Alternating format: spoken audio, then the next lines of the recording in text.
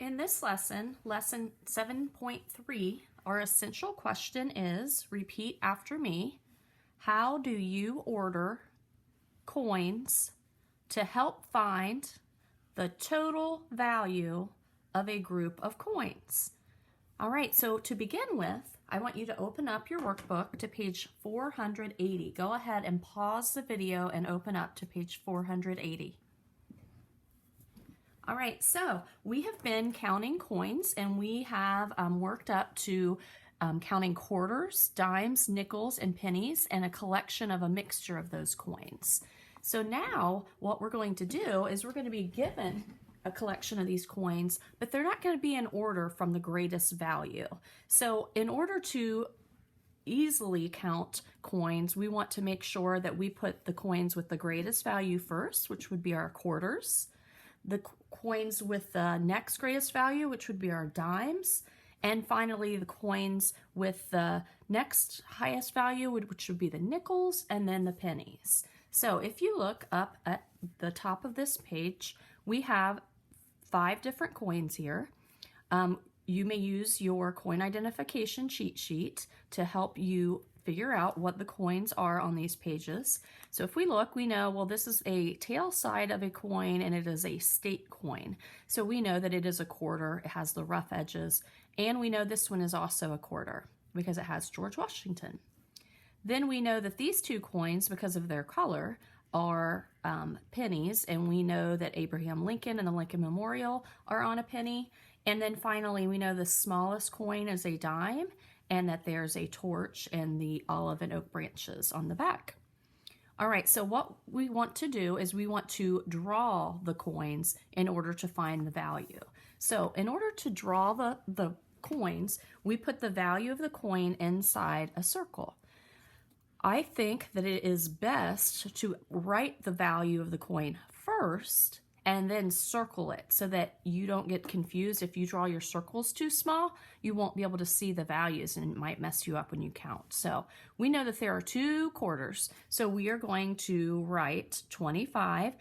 You don't have to write the cent sign inside. You can just go ahead and write the value and then circle it, and another 25 and then circle it. Go ahead and pause the video and draw your 2 quarters. All right, next, we know out of the pennies and the dime, we know that the dime is the next greatest value because it is worth 10. So I'm going to go ahead and I'm going to trace the 10 and then the circle. Go ahead and pause your video and do that. And finally, we know that we have 2 pennies and that pennies are worth 1 cent. So I'm going to write a 1 and circle it, and write another 1 and circle it. Go ahead and pause the video and do that. All right, there are several different ways, like we've learned, to count these coins. We can do our start, stop, skip counting, or we can use our hairy money. So first, I would like to start, stop, skip count with you. Again, you can use your cheat sheet and how to count by 25s that is posted in our classroom. The first thing that we're going to do underneath is we're going to start counting by 25. So we have 25, and after 25 would come 50 because 2 quarters is 50 cents. And then we stop, and we're going to continue counting, but now we're going to count by 10, starting at 50, counting on by 10s. 10 more would be 60, and then stop, and then we're going to continue on counting by 1s, starting at 60. So we have 61, 62. So 62 cents is our total value, and we want to make sure that we put our cent sign. Go ahead and pause the video and show these counts in your book. All right, the other way that we're going to count the coins is to use our hairy money.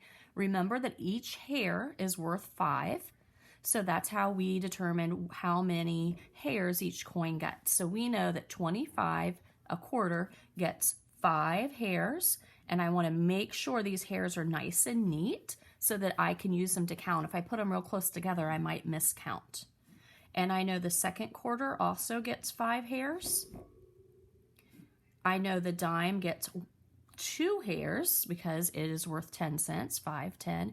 And I know that poor penny is bald, but we can put those dots on it to remind us that we need to count on by 1s.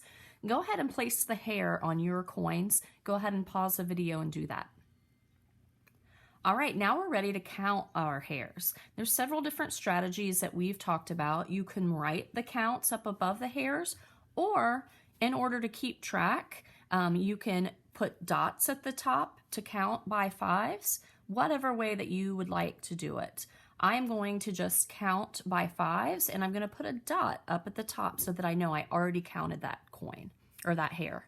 So I've got 5, 10, 15, 20, 25, 30, 35, 40, 45, 50, 55, 60, and count on by 1, 61, 62 cents. So of course we get the same total value, just two different strategies for counting the coins.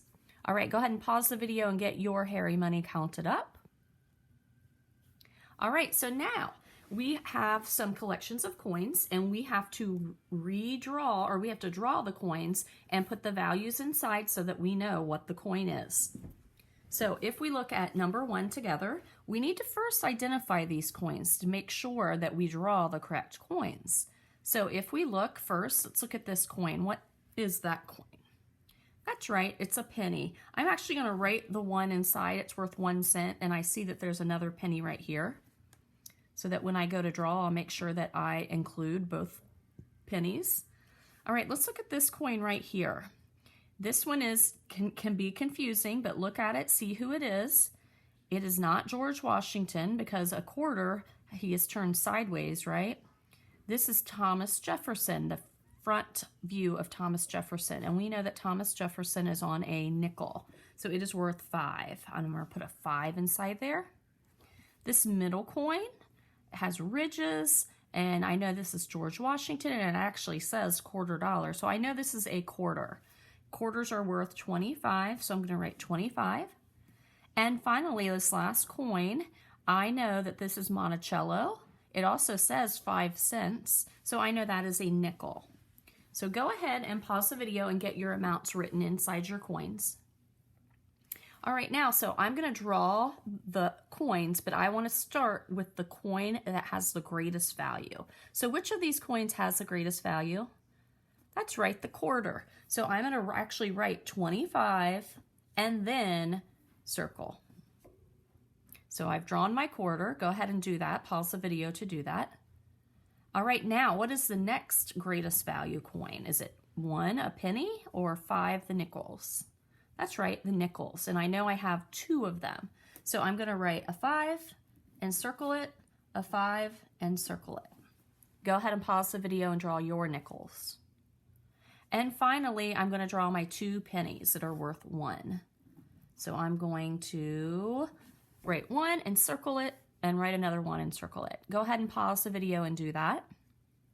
All right, now we're ready to count the total value of these coins. So first, I'm going to do it the start, stop, skip counting. So I know when I count, I start with 25, then I'm going to stop, because now I'm going to count on by 5. So 25, if I count on by 5s, I know that 25, 30, 35, and then I stop, and I'm going to count on by 1, starting at 35. What comes after 35?